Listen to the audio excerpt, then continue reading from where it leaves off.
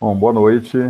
Então, hoje, né, no dia 26 de julho de 2021, referente ao primeiro semestre de 2021 também, né, na disciplina de História do Pensamento Geográfico, nós vamos ter, então, duas apresentações. A apresentação, na verdade, de dois textos, dentro da proposta de fazer seminários de textos importantes da geografia, assim chamada geografia crítica ou das geografias críticas. Então, primeiramente, uma exposição sobre um trecho, né, do livro do Desenvolvimento Desigual, do Nismith, importante livro do Nismith, a apresentação feita pela Ana Carolina e pelo Murilo. Depois, o Augusto ele vai apresentar também trechos, né, do livro do Vanderlei Messias da Costa, em coautoria com Antônio Carlos Robert Moraes, A Valorização do Espaço. Bom, então, em termos de dinâmica, né, a gente faz assim uma apresentação, como a gente conversou um pouquinho antes da gravação, em torno de meia hora, e o tempo que vocês acharem necessário. A gente daí vê algumas questões, comentários, etc. Depois passamos para o outro texto, né? Então, Ana e Murilo, eu passo a palavra para vocês, fiquem à vontade aí para apresentar esse capítulo 1, a Ideologia da Natureza, que é uma síntese de muitas das ideias do Neil Smith, que ele desenvolve aí nos anos 80, que depois ele vai desenvolver ao longo da carreira dele, tá bom? Boa noite, professor. Boa noite a todos. Então, eu e minha dupla Ana, nós vamos falar sobre, conforme o professor disse, esse capítulo 1 do livro do Neil Smith, né, o Desenvolvimento Desigual, que chama A Ideologia da Natureza. Esse capítulo em si, no caso, ele não se aprofunda na discussão sobre o desenvolvimento desigual, mas ele aborda alguns fundamentos teóricos que são importantes para a discussão. Então, de início, né, vamos começar então por ele, a ideologia da natureza, das partes 1 à parte 4. Começando então com a própria introdução do capítulo. Aliás, esqueci de falar no começo, mas a leitura do livro do Will Smith é um tanto quanto complexa, então nós não temos o objetivo, de fato, de fazer uma análise, uma crítica conceitual às ideias dele. É mais uma exposição do texto para que a gente possa discutir após a apresentação. Então, iniciando, né?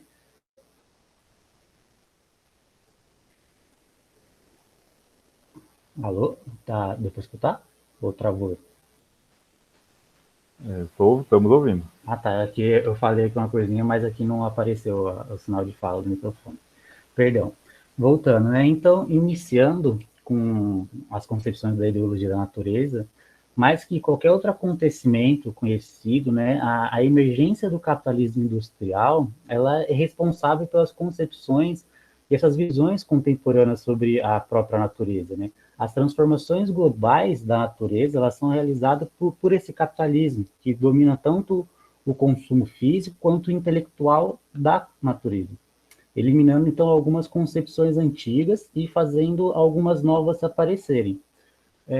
Isso a gente pode usar como exemplo também a questão do crescimento da árvore, que a cada novo ano ela tem ela vai surgindo um novo anel. Então, com o passar do tempo, novas concepções sobre a natureza vão surgindo. Mas tem algo que, entre todas elas, não é incontestável, no caso, que seria a questão da dominação da natureza. Aqui tem até uma citação, né, no caso. O capitalismo industrial ele trouxe à luz os significados acumulados na natureza, de modo que eles possam ser moldados e transformados em concepções da natureza apropriadas à época atual. Então, por mais que tenhamos um fundamento comum nessa experiência da natureza, a concepção desses conceitos elas é extremamente complexa e muitas vezes contraditórias, já que ela pode ser tanto material como espiritual, tanto dominada como vitoriosa, ou uma totalidade, ou uma série de partes. Então, no trabalho do Neil Smith, ele entende que há todos esses significados para esse conceito, mas devido a essa complexidade, ele organiza em um dualismo essencial, né, à concepção da natureza, sendo a natureza externa, sendo esse dualismo, a natureza externa e a natureza universal. A natureza externa, ela seria alguma coisa, né, o reino dos objetos e dos processos que existem fora da sociedade. Ela é a natureza exterior, ela é primitiva, ela é criada por Deus, com uma visão criacionista, no caso. Ela é a matéria-prima da qual a sociedade ela é construída, né, como as árvores, a rocha, a madeira proveniente das árvores, né? Então, ela é uma concepção que está internalizada no processo de produção social. Enquanto a natureza universal é uma concepção que está incluindo a parte humana com o não humano, né? O que deixa implícito que os seres humanos e o seu comportamento social, eles são absolutamente tão naturais quanto os aspectos ditos externos da natureza. Esse dualismo conceitual, ele não é absoluto, mas remonta mais diretamente às ideias de Kant, né, que distinguiu essas diversas naturezas diferentes, mas levadas a distinguir, em particular, então, com a natureza interior da exterior. A natureza interior, ela foi compreendida como suas paixões cruas, no caso, as nossas vontades, enquanto a natureza exterior era o ambiente social e físico do qual os seres humanos eles viviam. Para Kant, então, a mente ela era o meio pelo qual esse dualismo ele era superado. Assim, essa abordagem que o Smith traz da natureza está constituído sobre essa dicotomia filosófica realizada por Kant, entre natureza interior e exterior, com as concepções do Smith de natureza externa e universal. Então, ilustrando essa ideologia, o autor ele nos apresenta dois modos particulares dessa experiência e conceitualização da natureza, que seria o modo científico e o modo poético, que ele tenta, no caso, o objetivo é ilustrar e não tentar provar essa ideologia burguesa da natureza. Então, começando com a natureza na ciência, ou o modo científico, no caso, né? Quando pensamos que a origem da ciência moderna, no caso, a gente pensa no Francis Bacon, lá no século XIX. E ele é conhecido por defender que o domínio da natureza é uma tarefa divina, sancionada por Deus. O equilíbrio harmonioso, então, entre o homem e a natureza, ele poderia ser reconquistado através do benefício do domínio do homem sobre a natureza. Tendo esse domínio da natureza realizado através da aplicação das artes mecânicas, que são, por sua vez, desenvolvidas através da perquirição da natureza. Ou seja, é um domínio que é realizado através dessas artes mecânicas, que seriam tipo agricultura, culinária, etc., desenvolvidas, por sua vez, através da perquirição da natureza, que seria uma investigação mais cuidadosa, mais minuciosa da natureza em si. Então, seja como for, essa concepção trazida por Bacon, ela é explicitamente exterior à sociedade humana. Ela é um objeto a ser dominado e manipulado, né? A sociedade é separada da natureza como sendo o domínio do homem, que pode ser empregada tanto para a dominação do homem sobre a natureza. No que se refere ao processo de trabalho, né, os seres humanos eles tratam os materiais naturais como objetos exteriores do trabalho, a serem transformados em mercadorias, né, pondo essas artes mecânicas que eu acabei de citar entre eles e esses objetos que são trabalhados. E com isso eles têm a finalidade de aumentar a sua produtividade no processo de trabalho. Então isso aqui já é um ponto interessante para a gente já começar a pensar para constituir e, né, compreender mais o que o Smith traz no livro do Desenvolvimento Desigual. Voltando, então a ciência que entra nesse processo como um meio de desenvolver essas artes mecânicas. Ela também trata a natureza como objeto exterior. E um século mais tarde, pelo que me recordo, do texto do Smith, essas ideias do Bacon foram também afirmadas por Newton, que apresentou essa mesma relação direta entre a ciência e as práticas mecânicas. Eu vou pular um pouco a citação, porque a gente planejou esse trabalho com duração maior e, enfim, aí acabou tendo uma duração menor. Enfim, continuando. Né? Contudo, né, nessa tradição da ciência moderna, a natureza, ela não é exterior, né? Ela também é simultaneamente universal. Ou seja, né, a ciência ela era uma busca divina, na medida que, através dessa ciência, o domínio da natureza, os seres humanos eles poderiam restaurar a própria harmonia da natureza, realizando assim o desejo de Deus. Então, é como se o desejo de Deus fosse que os seres humanos eles dominassem a natureza e realizassem uma harmonia entre eles e a própria natureza, né? E por mais que separasse a natureza exterior do mundo social, o Francis Bacon insistia que os objetos naturais e os artificiais eles possuíam o mesmo tipo de forma e essência, diferenciando somente em suas causas imediatas. Então, por natureza de algum objeto ou evento, queremos dizer a sua essência, o que existe por baixo da sua aparência. Sejam naturais ou sociais, todos os fenômenos têm uma essência. A natureza ela é universal nesse sentido. Newton também, ao falar sobre a universalidade da natureza, ele tinha umas claras interpretações físicas dessa universalidade e das suas leis naturais, mas como o próprio Francis Bacon, ele também tinha uma visão de uma natureza universal, né, elaborada por alguns preceitos religiosos, possibilitando então que o espaço e o tempo, mas com exceção da matéria, elas sejam elementos básicos da natureza, identificando assim como um certo espaço absoluto. Passou, passou.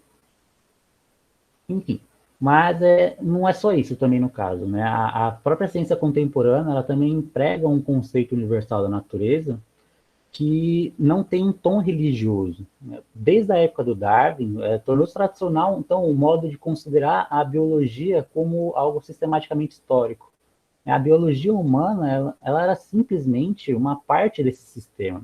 Assim, Darwin nos forneceu uma base científica para que se tratarem certos fenômenos sociais, mas nas mesmas bases em que são tratados os eventos químicos e, eventualmente, os físicos.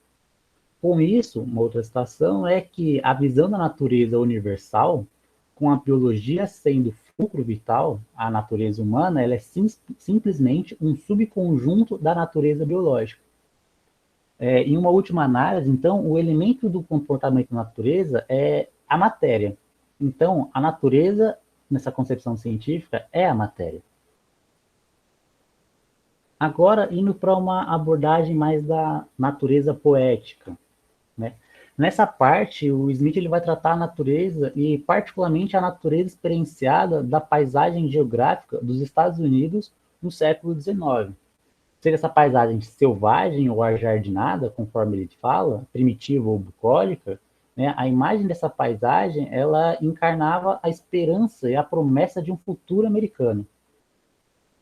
Então, se é assim, a natureza é um símbolo social mais nítido e mais revelador na tradição americana, não deve se considerar isso como algo que implica sua simplicidade, né?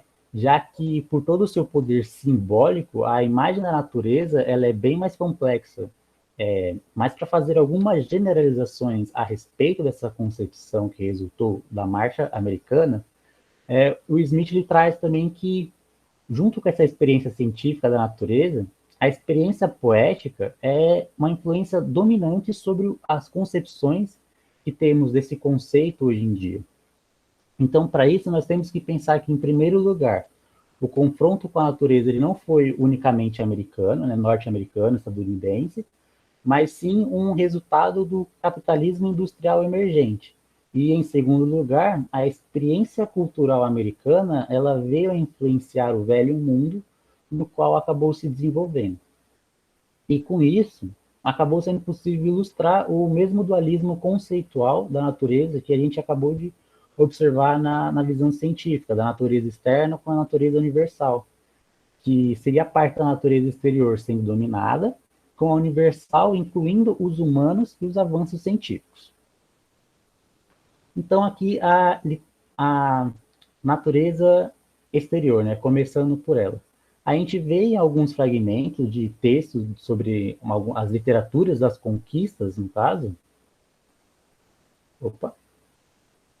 a gente vê alguns fragmentos de texto das literaturas da conquista que é focado muito sobre aquilo que é conquistado, refletindo mesmo a antipatia com a natureza do século XIX. Então, perdão, ela é focado na conquista em si, e não naquilo que é conquistado.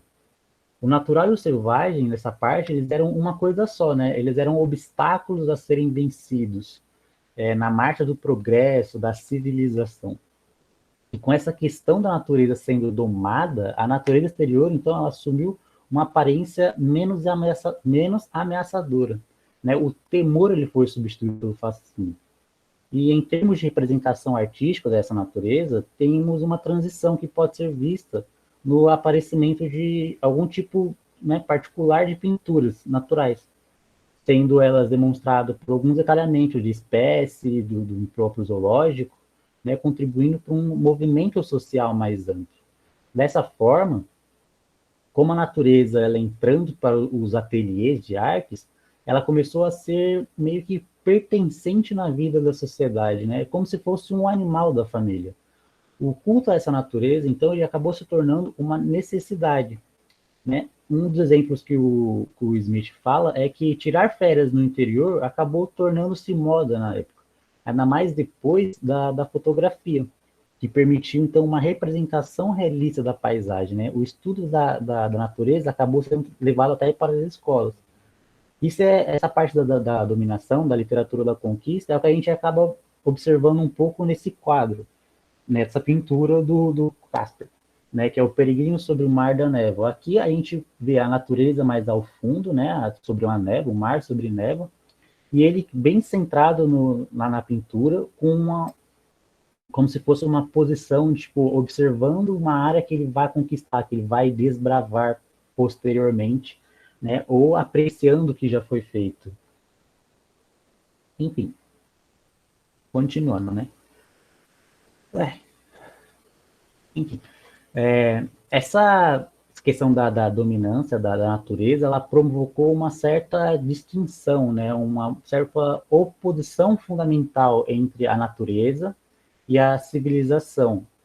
Uma crença da virtude, no caso, né, da tranquilidade, da dignidade, sendo atribuídas à natureza.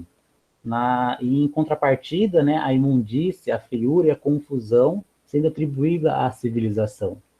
Porém, da mesma forma que a visão de uma natureza hostil, ela tinha a sua função social, que seria a de legitimar o ataque a ela, de dominar, o mesmo ocorria com a relação de uma visão da natureza mais virtuosa, mais tranquila, mais digna, né? Representando assim uma visão politicamente, vamos dizer assim, conveniente com as classes dominantes dos Estados Unidos, para fomentar então certas virtudes rurais.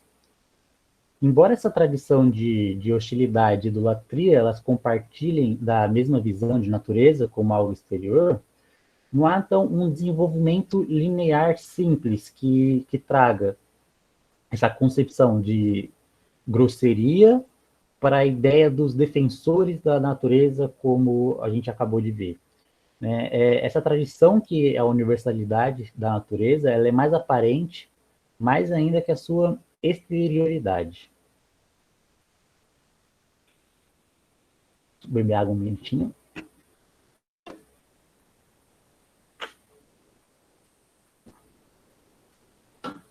Então, continuando, né? Vale ressaltar também que em alguns trabalhos, né, a natureza ela tinha um tema comum, né, que seria o Deus da natureza, né? Então, a natureza ela estava sendo representada com um texto sagrado em que toda parte ostenta a marca de sua origem divina, né, e a humanidade sendo parte dessa natureza. Em resumo, então, havia uma certa trindade entre Deus, homem e a natureza. Sendo Deus e a natureza, elas acabavam até então deixando de ser distintas e separadas, fazendo com que esse conceito que a gente está trabalhando, ele acabasse de ser não somente uma palavra, mas o próprio Deus em si. E particularmente nos Estados Unidos da América, ela assumiu um forte sabor de nacionalidade, porque pensamos que vocês estão sendo representados pela paisagem estadunidense e Deus está na paisagem, então é como se Deus estivesse lá. Não que não esteja, né? Não vou entrar no cerne da questão. Mas, enfim, cada vez mais, então, essa visão do paraíso e da natureza centralizada em Deus, ela foi posta, né, ao lado de uma visão antropocêntrica. Se a natureza original, então, ela foi um jardim oferecido por Deus, o novo jardim humanizado, né, era para alguns, então, a tentativa do homem de aparar esses lados, nessas arestas da natureza, para obter uma unidade mais harmoniosa. Mas, então, essa contradição potencial, ela acabou não desaparecendo, né? O problema dessa humanização da natureza era que o avanço científico e industrial estava sendo subjugando a natureza. Ou seja, então ele estaria necessariamente subjugando a Deus, que residia, como a gente acabou de ver, na natureza. Esse avanço industrial ele acabou inserindo a tecnologia como parte da própria paisagem, né? Humanizando mais a natureza. Aqui nesse quadro do Friendly Church, né, da Nova Inglaterra, a gente acaba vendo, então, ao fundo, uma natureza, né, as montanhas, as nuvens e tudo mais, e um pouco mais embaixo, na parte inferior, a gente vê, então, esse avanço tecnológico, né, esse avanço científico, com a construção da ponte, o cavalo e a carroça, e mais ao fundo, não sei se vocês conseguem perceber, vou apontar aqui com o mouse, aqui, a representação do humano. Enfim, também outro ponto que eu achei interessante para ressaltar aqui no texto, né, do Smith, é que o autor, ele, mesmo não sendo tão objetivo assim no trabalho, ele faz uma certa comparação entre essa romantização da natureza e o feminino, né, sendo essa feminilidade uma metáfora natural para a natureza, né, ao dizer que, embora o conceito ele seja tão complexo e tão impregnado a metáforas, provavelmente nenhuma delas seja tão consagrada quanto a feminilidade da natureza. Aqui é um trecho que ele acaba falando sobre isso. Assim como a natureza exterior, as mulheres são objetos que a humanidade tenta dominar e oprimir, arruinar e tornar românticos. Elas são objetos de conquista e penetração, da mesma forma como a idolatria e culto. As mulheres são postas em pedestais somente quando sua dominação social está garantida, precisamente como se faz com a relação à natureza. A romantização é aí uma forma de controle. Enfim, continuando. Para finalizar essa parte, então, da natureza poética, nós temos, então, essa questão da romantização da natureza, né? Que é o dualismo que a gente viu anteriormente entre a oposição de uma natureza exterior e de uma natureza universal, ela acabou não recebendo tanto uma atenção explícita na literatura filosófica e até mesmo nos quadros, assim. Ao procurar algumas imagens de referência da época para colocar aqui nos slides, eu acabei até encontrando uma certa dificuldade em achar em imagens que se relacionassem com o tema, e quando achava, ela não estava em uma boa qualidade. Enfim, continuando. Então, né, por não ter recebido essa atenção da literatura filosófica, em algumas ocasiões ela acabou ficando até implícita. E ao tornar explícito esse dualismo, nós acabamos separando os dois conceitos, mas na realidade eles estão intimamente relacionados. Ou seja, que isso pode ser visto mais facilmente na relação entre a natureza romântica e a natureza como objeto dos danos do progresso industrial. Entendemos com isso, então, que o romantismo dos Estados Unidos, do século XIX, ele era uma resposta direta a essa objetivação bem-sucedida da natureza no processo produtivo. Pois, primeiro, então, essa romantização, ela não era possível enquanto a natureza, de fato, não estivesse substancialmente subjugada, pois enquanto a maior parte dos americanos estava combatendo ela como um meio de sobrevivência, o romantismo teria sido loucura. Então, como o próprio autor diz, até mesmo um suicídio, pois eles estavam tratando ela como algo glorioso, né, virtuoso, enquanto antes dessa concepção da natureza virtuosa, eles tratavam ela como algo hostil, mais selvagem, algo a ser dominado, no caso. Ele até colocou aqui uma citação do texto que é interessante, que representa isso que eu acabei de falar, da subjugação da natureza, que é quando ele fala que não se afaga uma cascavel até que se lhe arranquem as presas. Somente então pode se levar para o lugar onde todos possam maravilhar com a sua beleza natural. Então é o que eu acabei de falar, sobre não romantizar a natureza antes de trazer essa visão virtuosa. E um segundo lugar, então, no caso, seria que o romantismo ele não era, então, exatamente uma possibilidade, mas sim uma necessidade ideológica. Isso entra no cerne da questão de que o romantismo acabou trazendo mesmo essa visão de aceitação da natureza e apropriação dela para o processo de produção. Enfim, o historiador, então, de arte, o Nova, que ele considera, que é só uma outra parte do texto, que ele considera, então, o conceito religioso-moral frequentemente nacionalista da natureza, da tradição romântica e contribuiu para as bases retóricas sobre as quais a conquista agressiva do país pode ser realizada.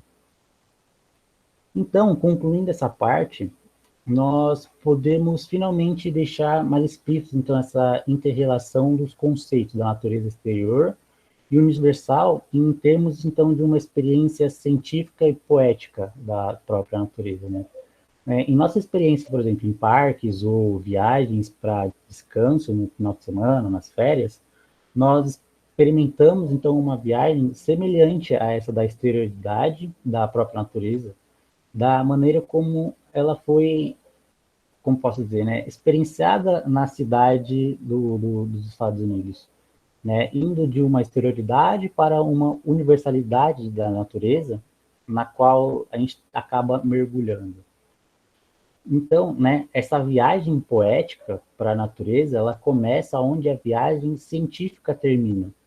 Se a viagem poética começar a partir da exterioridade da natureza, que ela tenta universalizar, a viagem científica aceita a universalidade da natureza, como matéria ou como espaço e tempo, que ela tenta continuamente converter em objeto exterior do trabalho. Portanto, né, naquilo que esse romantismo da natureza ele foi uma reação ao progresso industrial, a experiência científica e a poética da natureza, elas estão relacionadas, então, através dos processos de produção. E aqui é precisamente onde essa natureza exterior e a universal, elas se encontram, né, em um terreno comum. Em resumo, então, o conceito de natureza, ele abriga esse dualismo essencial entre a exterioridade e a universalidade. Né? Esses dois conceitos de natureza, eles estão ambos interrelacionados e eles são mutuamente contraditórios. Né?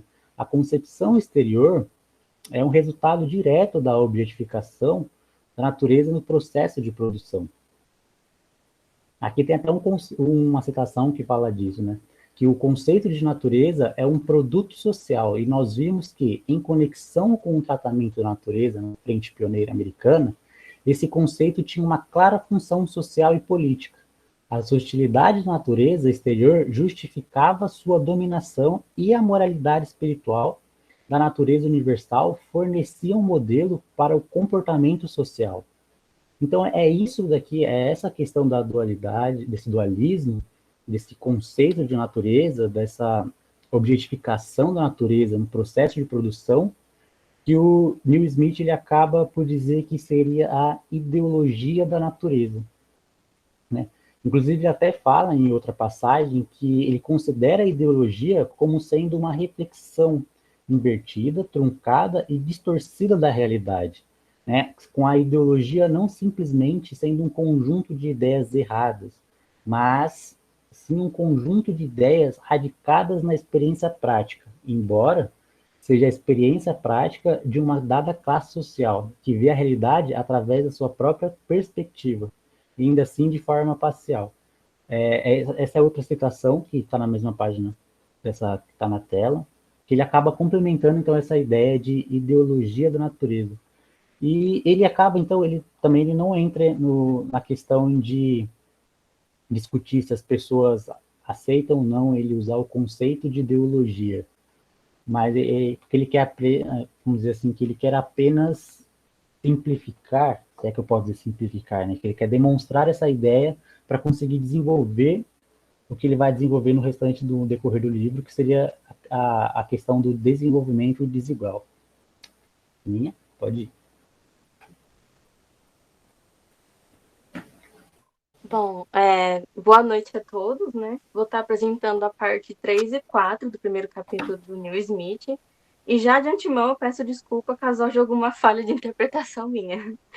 É que o Smith ele vai usar o Schmitt para desenvolver o conceito de natureza de Marx, né? Mas o Schmitt acaba por se equivocar um pouco em algumas partes, né?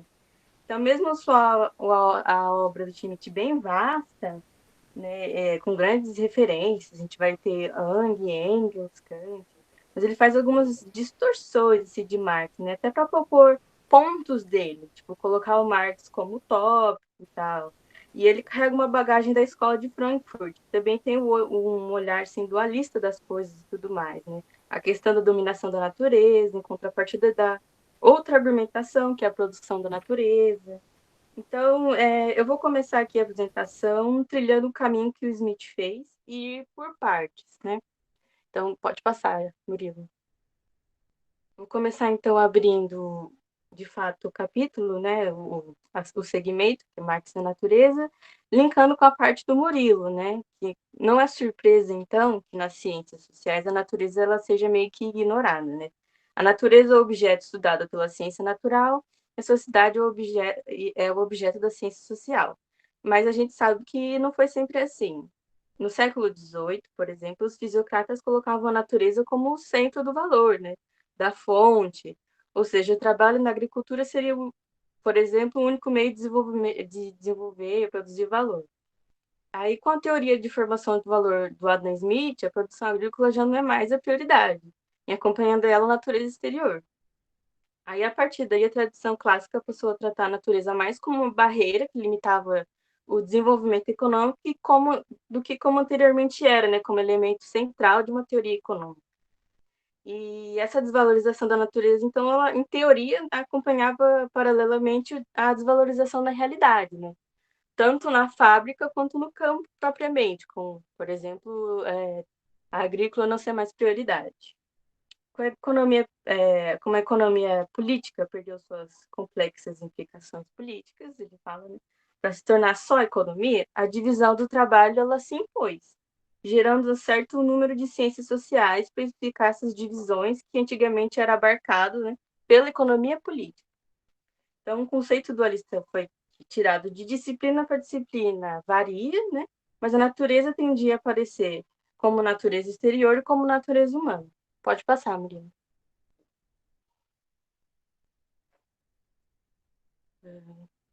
Isso. Aí a gente vai hoje ter uma tradição que vai contra o tratamento dualista da natureza. Na metade do século XIX, né, o Marx tenta uma reconciliação analítica da natureza e da história. E estava ciente do significado ideológico da natureza universal. Ele estava insistindo bastante nessas duas unidades, chegando até a sugerir, na época, que virtualmente não tinha mais nenhuma natureza que tenha precedido a história humana. Aí o Smith aponta uma versão do dualismo conceitual da natureza, né? Ou seja, a natureza não é separada do homem, com elementos precedentes, é uma totalidade, né? Pelo que eu entendi nessa parte, o Marx ele tenta trazer essa parte da coisa orgânica para uma dimensão mais social, uma unidade que se transforma, né? No trabalho inicial do Marx, a ênfase dada à natureza é grande, né? Mas depois nas outras ele vai, que são menos filosóficas, são mais complexas, ele vai diminuindo isso, né? E o objeto de trabalho vai estar mais como um objeto de trabalho no processo de produção. Ou seja, no começo a gente via mais essa tentativa de unificar a natureza e a história, mas depois nem tanto. Aí, a partir daí, o Smith nos revela os próximos passos de tentar ver se Marx evitava ou não os perigos de uma concepção dualista da natureza. Ele vai fazer isso começando pelo Alfred Schmidt, que eu iniciei a fala, né? Que produziu ali uma extensa obra sobre a concepção do Marx sobre a natureza. Pode passar. Então, natureza e a sociedade. O Schmidt dirige sua atenção para a relação entre natureza e sociedade, mais que a própria natureza. A relação com a natureza é um produto histórico, e mesmo colocar a natureza como sendo exterior à sociedade, não é possível, né? Uma vez que o próprio ato de se colocar a natureza exige um contato com ela. Por mais ideal que seja, a relação ainda é com a natureza. Então, de acordo com Schmidt, podemos falar de uma natureza a priori e a outra a posteriori. Isso já é mais conceituação do Schmidt. Diz que dentro de uma distinção prévia entre seres humanos e a natureza. E essa distinção deve ocorrer dentro da natureza. Para diferenciar as unidades sociedade e natureza, coloca-se aqui a linguagem filosófica de objeto-sujeito, que sugere que o conceito de natureza de Marx, em sua raiz, deve ser visto como uma dialética do sujeito e do objeto. O Schmidt também faz uma distinção sutil entre a natureza primeira e a natureza segunda, que são conceitos utilizados por Engels, né? Ou seja, uma natureza mais prática e uma mais humana. Schmidt fala nesse trecho, inclusive, o Smith fala, né? Que o Schmidt ele está em apuros, né? Ele tem que diferenciar Marx e Engels ao mesmo tempo que ele explica a dívida que o Marx tem com Engels, por causa de conceitos, né? De dar essa base para o Marx. Então, Engels escreve que a primeira natureza é o mundo das coisas existindo fora do homem, como ocorrência do conceito ofuscante e compreensível. O mundo dos homens, como ele se apresenta no Estado, sociedade, economia e direito, é a segunda natureza, né? O espírito objetivo. A análise marxista, por exemplo, já diz que a segunda natureza deveria ser descrita como a primeira, né? Como a área do inconcebível, onde a necessidade segue o por acaso se conhecido. Ele fala assim. Aí a gente tem uma conclusão de que a segunda natureza é ainda a primeira, a humanidade ainda não deu passo na história natural. O Schmidt explica que, para o Marx, a própria sociedade, que seria a segunda natureza, é o meio natural por não ter controle de suas forças produtivas em face da natureza. Pode passar. Aí o Schmidt destaca que a sociedade é interna à natureza, mas elas não são idênticas. A natureza é mediatizada através da sociedade, e a sociedade através da natureza. O Marx designa essa mediação como um metabolismo, interação metabólica, né? Introduzindo uma compreensão completamente nova do homem com a natureza. O conceito do metabolismo não é novo, mas o contexto que o Marx traz já que ele viu o processo do trabalho como a força motivadora dessa interação metabólica, né? Daí que vem a frase da natureza ser humanizada, enquanto os homens são naturalizados. A natureza fornece o trabalho, tanto seu sujeito quanto seu objeto. O trabalhador de um lado e o objeto do trabalho do outro. Também dá para ver de uma outra argumentação, né? Do trabalho ser realizado como sujeito e objeto, porque o homem é as duas coisas. A apropriação, em relação à apropriação do conhecimento, a parte do metabolismo, que é o elemento central entre os seres humanos e a natureza. Então, Schmidt insiste que para o Marx a natureza e suas leis subsistem independente de consciência e desejo humano, mas que essas leis só podem ser formuladas com a ajuda de categorias sociais. Sem as tentativas do homem de dominar a natureza, não teria por que ter conceito, não teria nem ter como conceito de lei da natureza, que coloca. Objeto do conhecimento em ciências são, portanto, tanto do primeiro quanto da segunda natureza. Fala também da ciência dialética da natureza, né? Aí ele cita o Engels. O Engels vê os processos naturais como dialéticos. Ele dá até um exemplo aqui do Stalin, como se fosse analisar o Stalin, seria a dialética da natureza como doutrina soviética oficial.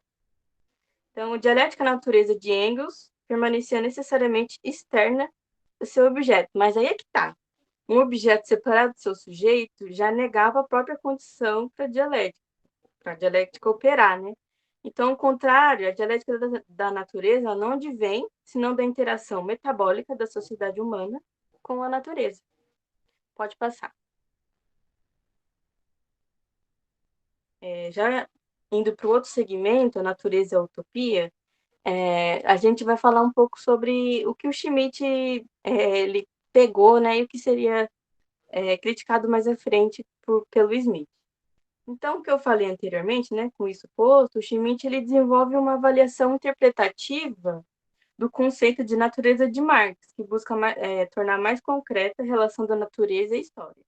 O metabolismo dos seres humanos com a natureza é um dado absoluto em Marx. Então, uma vez que esse metabolismo apresenta o processo de trabalho social como um processo da natureza, ele também quis mostrar que o processo do trabalho em seus aspectos naturais essenciais é imutável. Então, Schmitt ele distingue uma relação pré-burguesa com a natureza de uma relação burguesa. Isso é totalmente Schmitt. O Marx não fala isso. Na fase pré-burguesa, o homem está unindo com a existência natural e o corpo, ocorrendo uma identidade original e abstrata com o homem e a natureza. Com a emergência das condições burguesas de produção, essa identidade se transforma em seu oposto, igualmente abstrato. Aí a gente tem o divórcio do trabalho e suas condições naturais objetivas. O Schmitt descreve esse período como 2 estágios históricos de dominação da natureza pelo homem, né? Notando que a dominância primitiva da natureza sobre a história e o objeto sobre o sujeito, que se reverteu na sociedade burguesa, segundo ele. Com o capitalismo, a história domina a natureza e o sujeito domina o objeto. Pode passar. Para Schmitt, desse modo, só tem 2 dialéticas verdadeiramente históricas para a teoria marxista. Seria a dialética da transição da época clássica feudal para a burguesa e a dialética de transição cataclísmica e libertadora da era burguesa para o socialismo. O Schmitt também vai distinguir as categorias econômicas em Marx das categorias lógico-epistemológicas. Enquanto as categorias econômicas são contingentes, as categorias epistemológicas de Marx têm uma validade mais geral e abrangente. Né? Essas conclusões que fornecem os pressupostos que ele vai falar, vai demonstrar o utopismo do Marx. Mas é que tá, né? Ele separa as coisas que o Marx não separa. Isso que ele acabou de separar, o Marx não separa. Seria economia e epistemologia. Ele também detecta no metabolismo de Marx o que ele chama de ontologia negativa. Ela resulta da crença do Marx de que o metabolismo é uma necessidade eterna imposta pela natureza, que leva a uma especulação da natureza, já que sua ontologia negativa implicava uma antecipação a respeito da relação futura com a natureza. Porém, o Marx, ele coloca aqui que não era um teleológico comum, né? Mas ele era um materialista. De acordo com esse ponto de vista, os seres humanos eles imediatizam sua atividade prática com a natureza, um desejo de liberdade. E o Schmitt discute como Marx fala muito sobre como o desejo do homem triunfa sobre a natureza. Uma vez que esse desejo é um agente ativo de toda interação metabólica, Schmitt conclui que, na visão do Marx, a vontade de poder do homem sobre as coisas está implícito na sua atividade intelectual. Aqui a gente pode dizer que poder para o Marx e para o Schmitt são diferentes. Né?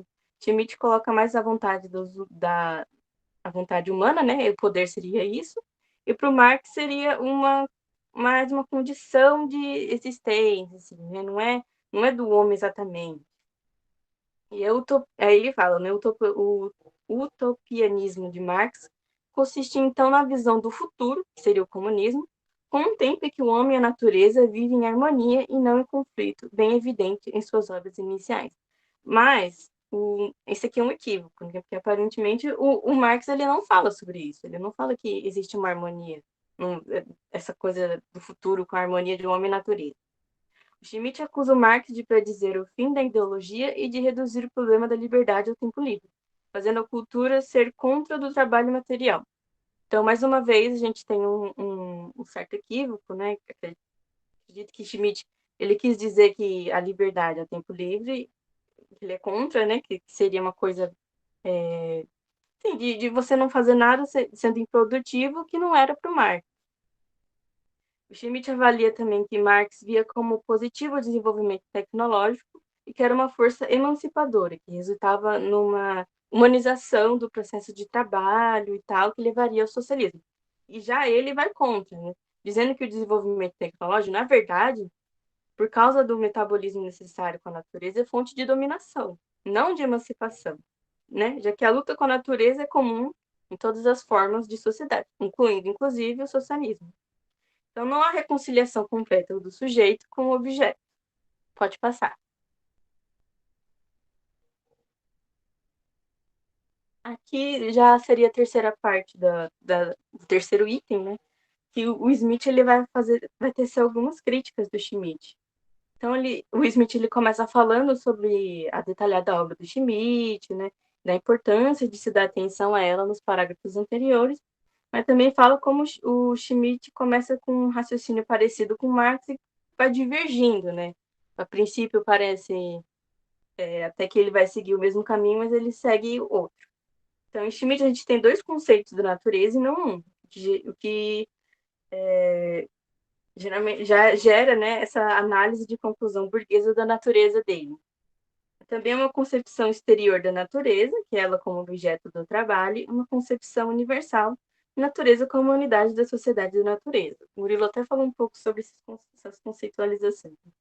Apesar da tentativa de dialética, o Schmitt ele apresenta praticamente separado, né? Ele até tenta unir, mas fica separado. O que o Smith chama de verdade expressa numa forma não verdadeira. O Schmitt também fala muito da valorização da sociedade com a natureza antes e depois da era burguesa, né? Do que os homens eram com a natureza e passam a se eles eram uma coisa só e passam a se diferenciar depois, né? Então, na era pré-burguesa, temos a concepção universal e na pós, a concepção exterior. É uma importante conclusão de Schmitt sobre a dominação da natureza, que o Smith coloca como simplista e mecanicista.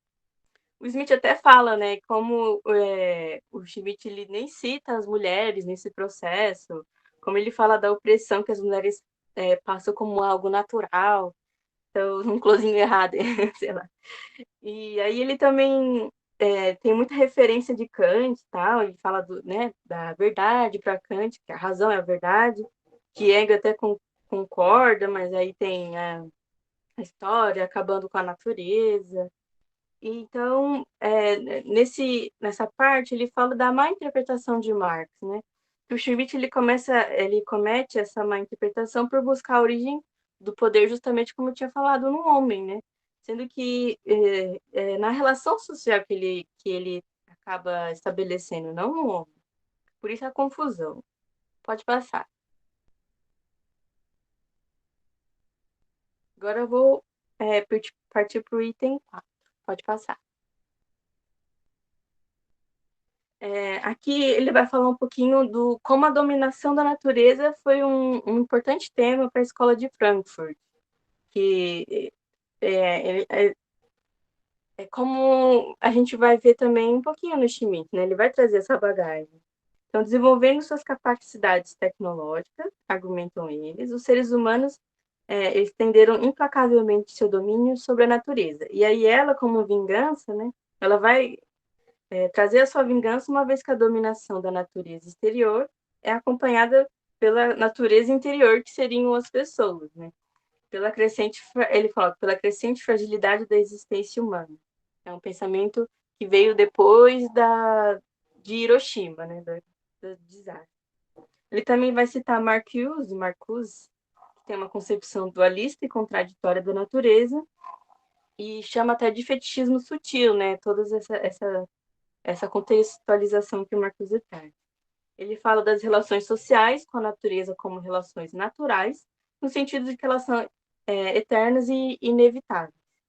Então, ele vai trazer essa ideia de que a escola de Frankfurt ela tem um fetichismo, né, que resulta numa separação de Schmitt, mas não é uma coisa típica, né, que traz uma análise determinista da ciência e da tecnologia, e a gente pode ver nisso uma política do desespero, né, que é o que ele traz. E aqui o marxismo, ele é deixado de lado. A relação social com a natureza sob o capitalismo é um segundo ponto, porque a condição humana agora é o novo vilão para ele, né? O vilão da história. Então, o Smith coloca aqui que a escola de Frankfurt não somente trouxe essa concepção dualística fragmentada da natureza, como ele também traz essa política esquizofrênica, abre aspas, né? Que A única esperança para a humanidade é uma grande reforma. Ele até fala de uma, como é que fala? Uma recolher em si, né? Recolher a si e tudo mais.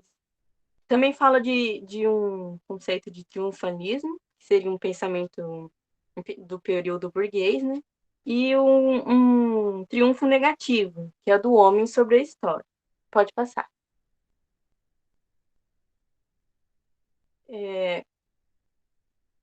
A essência crítica do capítulo, então, é que devemos considerar e tal, é que há uma prioridade social da natureza, que ela não é nada se não for social, que se deve mostrar a relação concreta pela qual a natureza assume essa prioridade social, que não vem de fora, já que existe na relação com a natureza. Está em um processo complexo de produção da natureza. Aí ele vai trazer os argumentos, né, que eu acabei capturando como principais. Seria o argumento da dominação, essa coisa ruim, que é esse caos que ele fala, né, do fetiche, da política do desespero, e argumento da produção da natureza, que seria um futuro histórico que está para ser determinado, né, que não está condenado, como a outra argumentação parece trazer. E é isso, professor. Espero que essa exposição não esteja de toda errada. Eu acredito que seja isso mesmo que ele quis trazer, né? Essas concepções a partir de Schmitt e depois da Escola de Frankfurt. Olha, Ana Carolina, Murilo, muito obrigado pela apresentação. Olha, não, de forma nenhuma está equivocada. Assim, o texto do Smith, né, que esse texto é o primeiro capítulo da tese de doutorado dele, né? Assim, claro, é um texto muito complexo, né?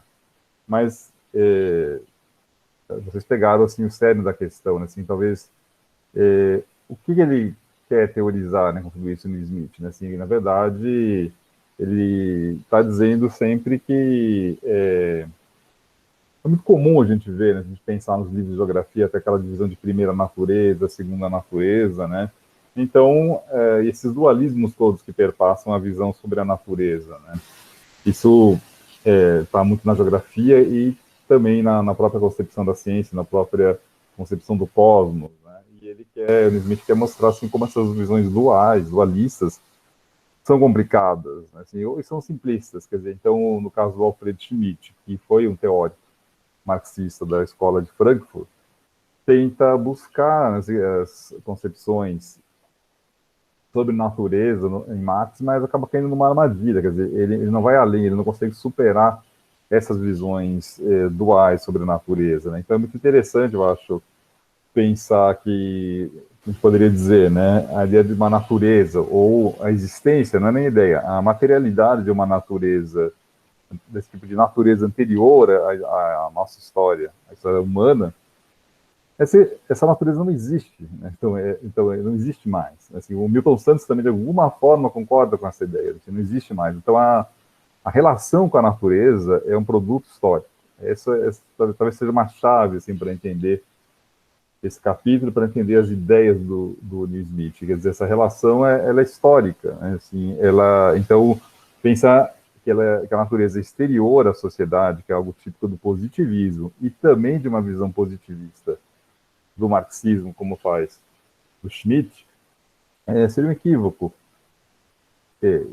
Essa é a tese central do New Smith, né? Então, essa natureza, digamos, ela é tanto sujeito quanto objeto, ela é um a priori, ela também é a posteriori. Ou seja, é falsa, né? Talvez o Alfred Schmitt caia exatamente em um monte de dualismos, assim, sujeito, objeto, natureza exterior e natureza interior, né? Vamos pensar assim, natureza e sociedade, separando, quer dizer, algo muito da geografia também essa separação, né? Natureza e sociedade, e também as dialéticas dele são bastante etapistas, assim, é de um marxismo que pensa muito e aí eu queria tentar fazer um link com a geografia nisso, né? Assim, o que é pré-capitalismo para o capitalismo, né? O pré-burguês, como ele falava, para uma etapa burguesa. E depois eles pensariam assim, na superação dessas etapas. Mas talvez isso é uma preparação para a questão do desenvolvimento desigual, porque todas essas formas que talvez a gente pense que são historicamente anteriores e que também, na verdade, são historicamente anteriores ao capitalismo, elas vão sendo superadas pelo capitalismo, não vão sendo. O capitalismo, o modo de produção capitalista, ele incorpora essas formas pré-capitalistas. Isso é também uma outra chave do desenvolvimento desigual. Quer dizer, o desenvolvimento desigual é um conceito que o Smith trabalha, que vem de Trotsky, né? Quer dizer, o desenvolvimento é desigual e combinado. Então, não há, por exemplo, como se pensou nos anos 60, como os marxistas dos anos 60 pensavam, dois Brasis, né? Um Brasil atrasado e um Brasil moderno. Quer dizer, não há a ideia também de que o progresso, né, e um próprio domínio, né, sobre a natureza, com todo o cuidado que a gente possa falar de domínio sobre a natureza, vai superando o passado, porque essa relação, desde um domínio, seria uma ideia de que isso tudo tem uma finitude, né? E se completa em algum momento. E não, né? Quer dizer, assim, essa relação com a natureza é um processo histórico, então ele não é teleológico, né? Ou seja, ele não tem um fim, não termina, né? A não ser que a história terminasse. Então, esse tipo de... que é muito refinado, né, teoricamente, nessa concepção do Smith, mas é muito interessante a gente pensar nisso, né? Se não existe superação, quer dizer, e eu acho um dos capítulos mais interessantes esse da natureza americana, porque, na verdade, o Brasil é pródigo nisso, né? Assim, também em criar, conforme foi havendo um avanço, digamos, das fronteiras econômicas, e dentro do pensamento romântico, teve essa ideia também, essas ideias de domínio da natureza, e que é interessante que o Smith, nos anos 80, ele também põe uma questão ligada a gênero, né? É um autor que está preocupado, talvez meio precocemente com essa questão, assim, digo, numa época que não era, né, um debate, não era uma pauta, né? E a gente pensar isso mesmo, né? Se usam metáforas sexuais, metáforas sexistas para falar da natureza, do domínio, etc., e da natureza que é subjugada, e por aí afora, né? Então isso parece, assim, menor, mas não é, né? Assim, e o desenvolvimento desigual é também interessante perceber como uma contribuição para a geografia crítica nesse sentido de quebrar também visões que a gente tem muito engessadas de escala, né, de análise de escala, né?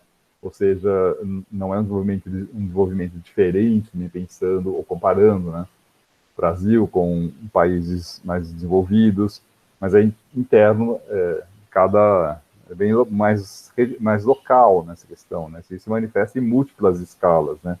Por isso é o começo, né, do capítulo. Então, foi muito bem apresentado para vocês, assim, é difícil a primeira parte, né, também, ele faz todo uma recuperação, né, digamos, de toda uma visão da natureza, assim, que vai desde Bacon, passando por, até chegar em Darwin, né, quer dizer, então ele também faz um esforço.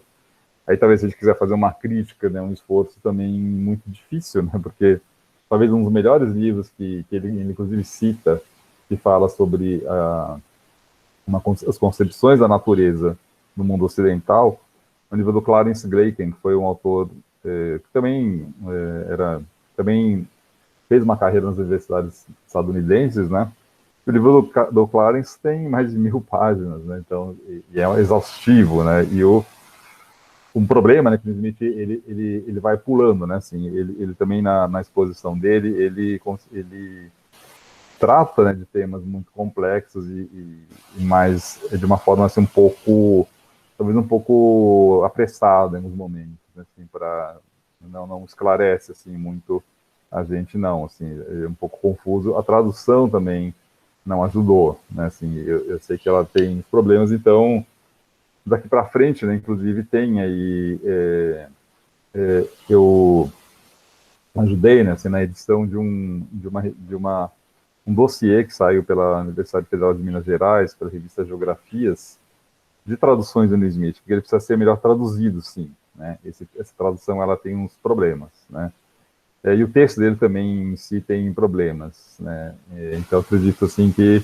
o sério, vocês pegaram muito bem, assim, que se a gente puder dizer a questão de que a natureza é produzida, melhores produções, uma das melhores realizações do Neil Smith foi pensar os desastres naturais. Isso é bem... para a geografia contemporânea isso é super interessante, quer dizer, pensar desastres naturais assim, que são fabricados, né? Não é que não exista o terremoto, não é isso, mas as consequências, né, de desastres naturais, de fenômenos naturais, como vulcões, terremotos, etc., elas são desiguais, e elas são ligadas, sim, né, a padrões, digamos, de desenvolvimento. Em países que têm condições econômicas melhores, né, um terremoto, por exemplo, tem um impacto, né, muito diferente do que aconteceu, sei lá, um terremoto no Afeganistão. E aí o texto clássico do Neil Smith é sobre o Katrina, né, e que quando acontece na Katrina, Nova Orleans, Estados Unidos, mesmo sendo uma cidade dos Estados Unidos, né, o quanto que é um caso regional também, né, de uma região relativamente falando mais pobre dos Estados Unidos, e principalmente como lá em Nova Orleans houve aconteceram uma série de problemas envolvendo exatamente as comunidades, os bairros afro-americanos, né? Então, isso tudo são questões para a gente pensar. O texto dele é um texto para ser lido, relido, né? Não é para... Vocês têm total razão que não é um texto para ser esgotado numa disciplina, mas numa forma virtual de seminário, né? Então, assim, mais uma vez eu ressalto assim, o mérito de vocês apresentarem um texto bastante difícil, assim, essa questão toda com o Alfred Schmidt, ela deveria ser exposta de uma maneira que a gente também entendesse um pouco melhor o que é isso, né? Assim, o que ele está falando, né? Então, acho que essa talvez a grande contribuição, né, para pensar a natureza de uma forma diferente, né, assim, e a relação com a natureza também. É claro, né, ele não está dizendo que ele está falando de uma totalidade. A totalidade, existe uma relação com a natureza, mas é principalmente, fundamentalmente, uma relação histórica, não é uma relação com algo anterior à história e que vai ser dominada, né, e transformada como um jardim por nós. Não é isso. Né?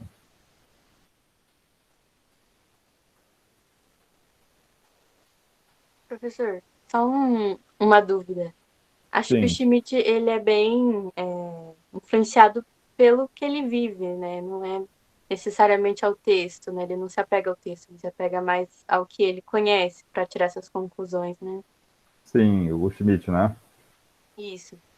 Sim, porque também é um cara do marxismo da escola de Frankfurt, né? Que é muito, primeiro assim, muito marcada por uma concepção assim meio reformista, né? Também do capitalismo, né? Também, claro, né? Assim, na época que ele escreve, estava muito em voga todas essas ideias todas assim de superação de dualismos, inclusive a superação do próprio capitalismo pelo comunismo, isso é muito da época, né?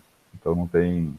Acho que talvez isso realmente o Neil Smith não... Em nenhum momento ele faz assim, essa concessão, né, de que é um produto, obviamente, como qualquer... É um produto da época, assim, e ele se propôs a fazer, e em alguns pontos até o Neil Smith ressalta isso, né? Assim, é uma leitura exaustiva, né? Uma busca exaustiva na obra do Marx, né, de conceitos sobre a natureza, que acontece que para o Neil Smith, né, o Schmitt acaba sendo quase assim mais influenciado até por concepções da natureza em Kant ou em Hegel, e acaba meio que sendo seduzido por essas concepções do que ao que ele se propôs mesmo, que era Marx e Engels, né. Inclusive depois do capítulo 2 né, do desenvolvimento desigual, já é a ideia da produção da natureza, né? Então, como se dá essa produção, essa mediação, essa relação, se é uma relação histórica, é uma relação que se dá pelo trabalho, né? Então, essa questão é fundamental dentro do marxismo, né? E exatamente o Vanderlei Messias e o Antônio Carlos Fabio de Moraes, eles trabalharam muito com isso, exatamente essa questão do trabalho, né? Assim, como algo muito específico, humano, né? E como o trabalho faz a intermediação, esse tal de metabolismo que ele fala, né? Aliás, ambos os textos A Valorização do Espaço e o Desenvolvimento Desigual Foram publicados no mesmo ano, né? Eles são de 1984, originalmente. Então tem lá também suas defasagens, né?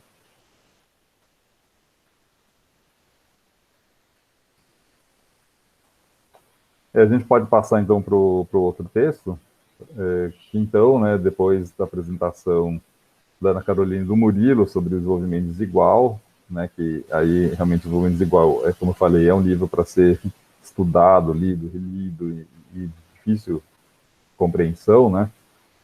Também um texto assim que eu acho que ele é fundamental na geografia crítica, e no caso, na geografia crítica brasileira é um marco, né?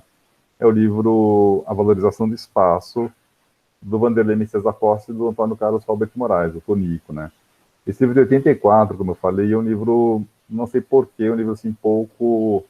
É um livro que merecia ser mais divulgado, foi muito lido num momento, mas acho que, penso eu, que ficou um pouco deixado de lado, né? Então, Augusto, você vai apresentar aí uns trechos, né, umas partes, né, do livro que não deixa de alguma forma ser quase que uma recapitulação também de conceitos e interpretações marxistas, não? Isso. Bom, boa noite para todo mundo. Eu vou começar a apresentar aqui. Como o professor falou, são alguns trechos que eu acabei pegando desse livro, né?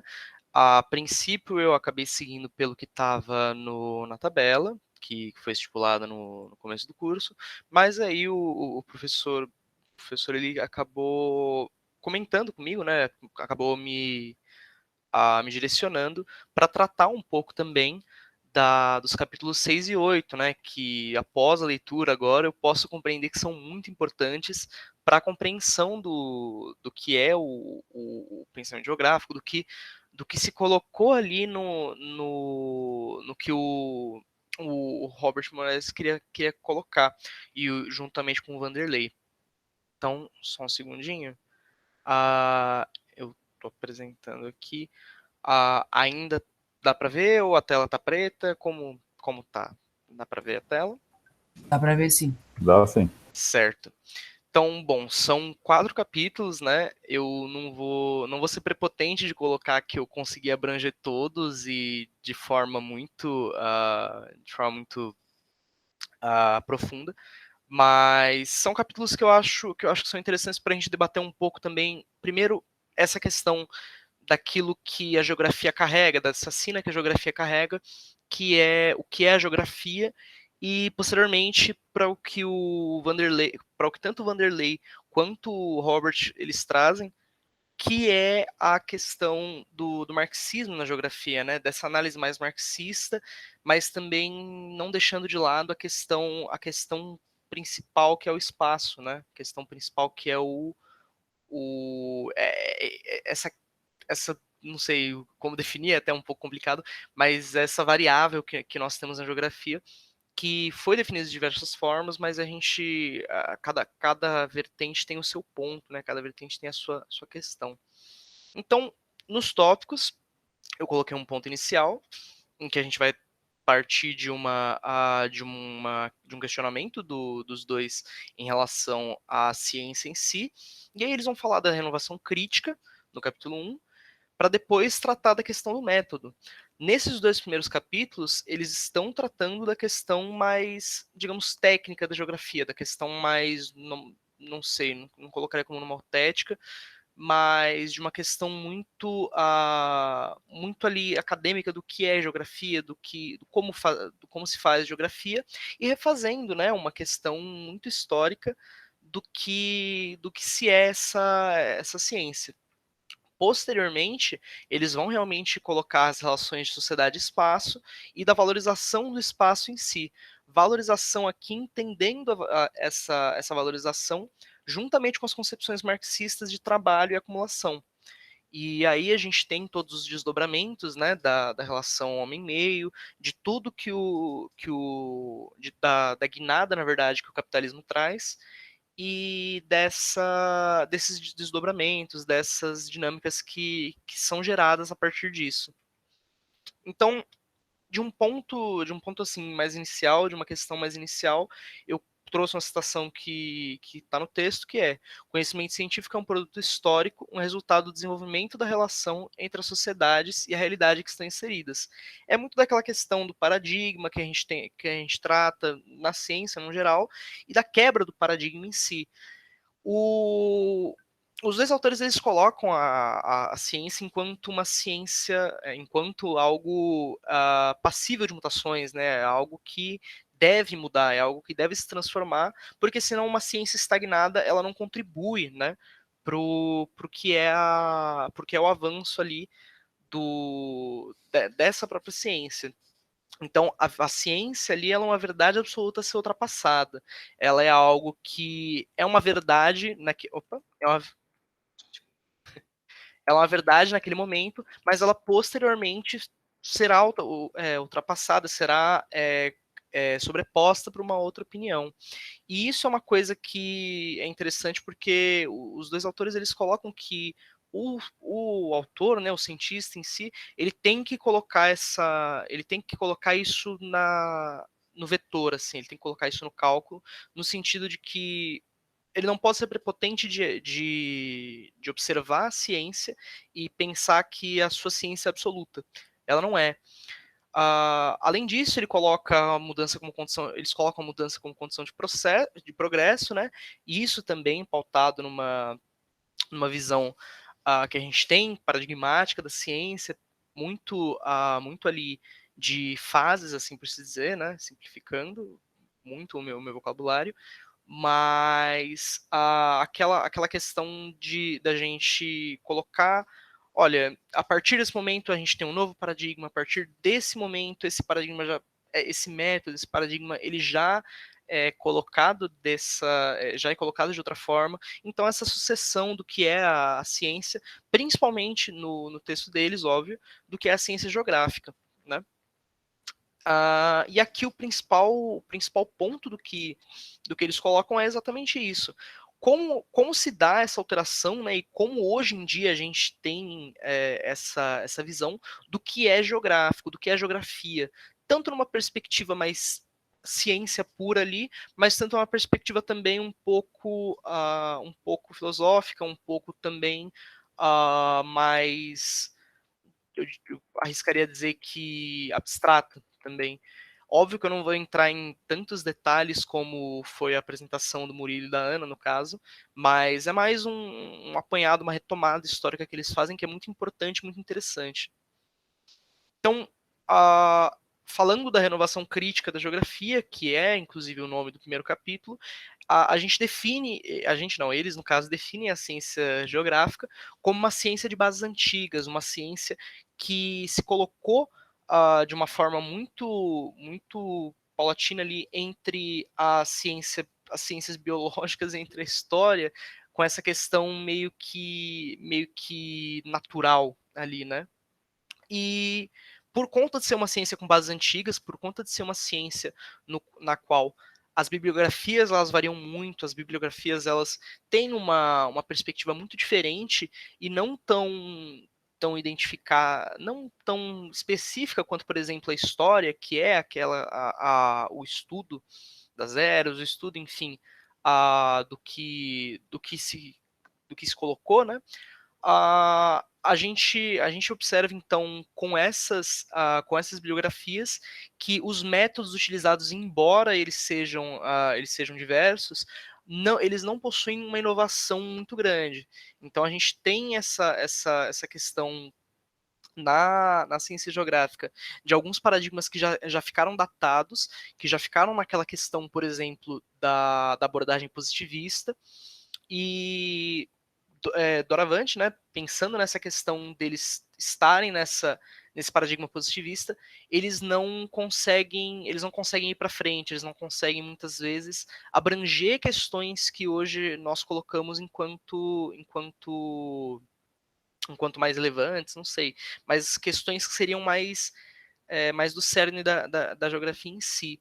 E aí é uma coisa interessante porque eles colocam também uma crítica em relação à academia, né, em relação à ciência no geral, colocando essa busca pelo cientificismo exacerbado e essa busca por uma abordagem completamente positivista, como não só obsoleta, mas até uma coisa meio boba por vezes, porque é uma visão muito fechada, né? Uma visão muito datada mesmo.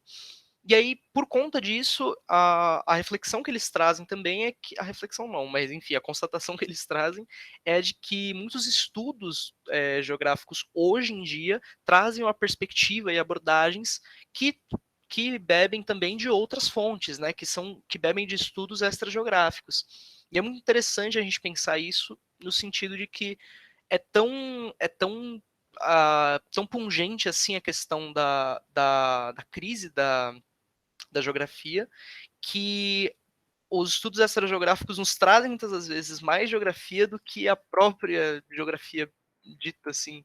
Não sei se ficou muito claro, mas ele coloca ali, novamente, a geografia tida como tradicional, como eles, no caso, colocam a geografia tida como tradicional, com esse viés extremamente positivista, e colocam a dinâmica que a geografia crítica, por exemplo, traz para essa geografia mais tradicional, ali do Lablache, do Ratzel e do Humboldt. Esses escritos mais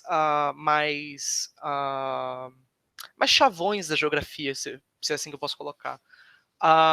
Quando eu coloquei ali entre aspas, né, alvo de ataques da geografia crítica, porque quando ele coloca sobre os ataques a geografia tradicional, uh, tem uma citação, tem uma questão interessante que surge disso, né? Quando a gente fala da ciência, a gente tem tudo aquilo que se coloca em volta dessa ciência, tudo aquilo que se constrói em volta disso.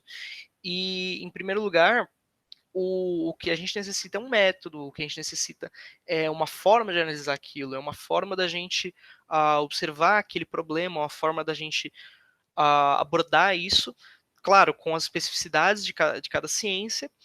E aí vem a citação interessante, aí vem a parte interessante do que se coloca, né? Que é a citação de que o movimento de renovação da ciência geográfica não pode, todavia, viver só da crítica às formulações tradicionais, porque nenhuma ciência substantiva-se apenas pela negação. Então aqui a gente vê, na verdade, os dois autores colocando essa dinâmica que a geografia crítica impôs até, de certa forma, pela negação do tradicional, né? Pela presença marcada no marxismo, claro, mas pela negação do tradicional.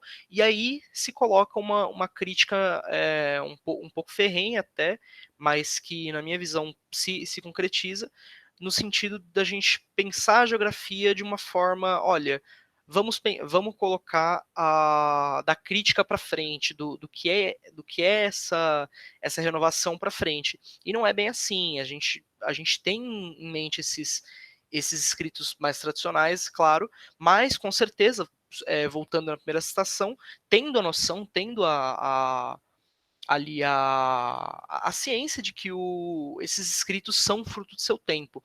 Óbvio, quando a gente vê alguma frase de Hatzel que não se atualiza, pensar isso também à luz de outras coisas, né? À luz de olhos de pessoas que. Opa, perdão. O pessoal tá me colocando que meu WhatsApp web tá aberto. Se alguém viu alguma coisa, peço perdão. Deixa eu ver se eu apresento a tela para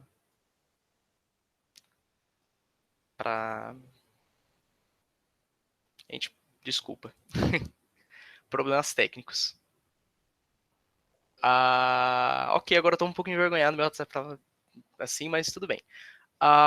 Agora a gente, não sei, vocês conseguem ver a tela? A Sim, apresentação em si? sim. A gente tá vendo o tempo todo aí a apresentação. É isso? Sim, sim. Desculpa, meu WhatsApp não passou então. Não. Então, certo, beleza. Então, bom, dando continuidade, a questão aqui, né, é que eles colocam essa crítica mais incisiva em relação à geografia crítica, no sentido dela negar muitas das vezes o que a geografia tradicional construiu. E aí é muito uma questão que trunca um pouco essa ciência que é a geografia, no sentido de que quando a gente trata de, por exemplo, biologia, quando a gente trata de outras ciências, a gente ainda tem uma influência, ainda que negada posteriormente, mas a gente ainda reconhece, por exemplo, na biologia, a influência de Darwin, de Lamarck, de outras leituras que colaboram para a construção dessa ciência da forma como ela é hoje. E aí também, aproveitando, dando o exemplo de Darwin, né, num comentário meu, essa questão da gente trazer Darwin também para a geografia, porque muito do que se coloca ali em Darwin também é geográfico, né? Também tem a ver com a paisagem e também tem a ver com a relação que a gente tem com essa paisagem.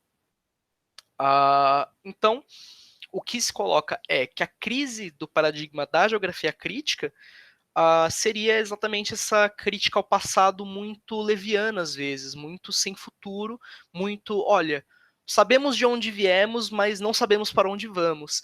E, ao mesmo tempo, se tem uma dificuldade muito grande de construir esse rumo, de construir essa perspectiva. E aí é onde se coloca essas múltiplas geografias, né, que nós temos hoje. Essas múltiplas abordagens geográficas que muitas das vezes, de acordo com os autores, falham em colocar o que é uma geografia, em que é uma ciência geográfica. Então, a gente vê ali uma fragmentação e ali perda, eu coloquei entre aspas, mas é um dos termos que é utilizado uma vez no texto, dessa ciência. Uma perda até de arcabouço teórico, mas principalmente das bases que foram estabelecidas posteriormente. E aí a gente tem a questão que é trazida também, que é a dicotomia da atenção que se coloca do rótulo versus a relevância. É muito colocado ali, né?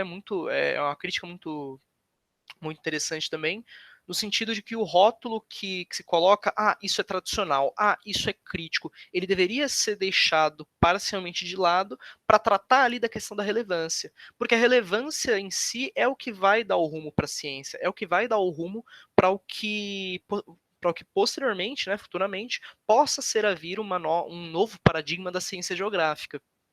E nesse meio termo, a gente tem duas coisas que são de extrema importância, que são o objeto e o temário. O objeto e o temário são até duas coisas meio complicadas, porque em partes a gente está tratando de geografia e em partes a gente está tratando de ciência no geral, né, de paradigmas no geral. E aí é aquela questão que fica um pouco complexa, porque muitas das vezes o nosso temário na geografia, ele é tão vasto que acaba se perdendo e a gente não consegue ter essa definição do objeto, principalmente por conta dessa questão das múltiplas geografias. Quando a gente coloca essa questão de múltiplas geografias, óbvio, não é fazendo uma crítica no sentido de, por exemplo, colocar algo como isso não é geografia, isso não é geográfico, mas a crítica é no sentido da gente pensar em não perder o que é a ciência, em não perder o que é essa busca, né? E aí a gente coloca, a gente entra, na verdade, no que os autores colocam como uma discussão do método, que seria já mais voltado para o capítulo 2. O método, e aí colocando uma citação novamente, pode-se dizer que o método é o arcabouço estrutural sobre o qual repousa qualquer conhecimento científico. Então, quando você coloca e trata da ciência por uma perspectiva academicista, por uma perspectiva positivista também, a gente tem aquela questão de que o método é o que vai determinar o que é ou não ciência. Porém, eles trazem uma inflexão, assim por se dizer, do que é o método, no sentido de que se colocam dois métodos, né? Se colocam duas vertentes nisso, se colocam duas subdivisões. E aí é muito importante da gente atentar para não ficar preso nessa questão meramente positivista, mas também não deixar de lado que o método é uma parte importante da construção da ciência geográfica. Quando ele fala, então, do método, ele coloca a questão da New Geography, né, que vem muito dessa perspectiva americana, que vem muito dessa perspectiva Eu diria que muito capitalista também, muito ali quantitativa, né? Que impõe esse método de análise quantitativo, muito fechado, muito cerceado por outras coisas, e ele coloca eles, no caso, colocam esse método como limitante. Limitante porque você acaba colocando a geografia como uma ciência explicitamente nomotética e numérica. E conforme o que a gente estuda posteriormente, conforme o que nós, enquanto geógrafos, vemos, ela é muito mais do que uma ciência meramente nomotética, do que uma ciência meramente numérica. Ela tem suas implicações, como a gente vê na fenomenologia, ela tem as suas implicações, como a gente vê tanto na própria geografia crítica ali, de uma perspectiva mais marxista, mas tem essa questão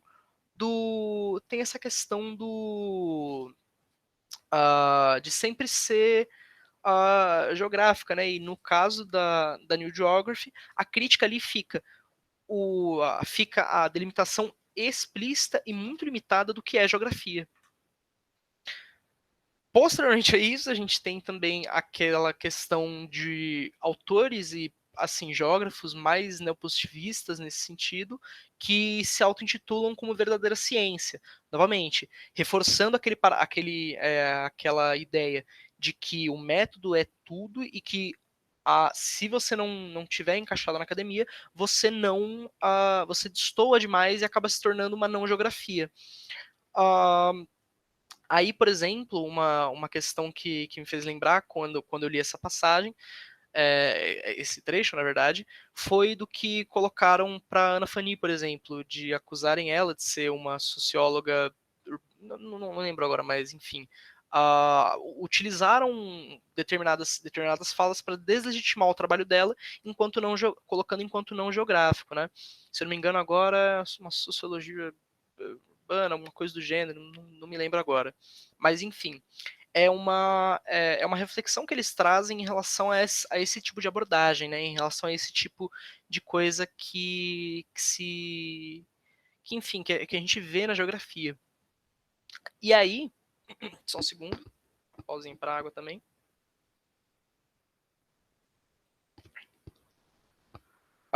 E aí, continuando, a gente volta naquela questão das técnicas de análise e volta naquela questão da ciência ser algo em aprimoramento, né? Algo que é mutável.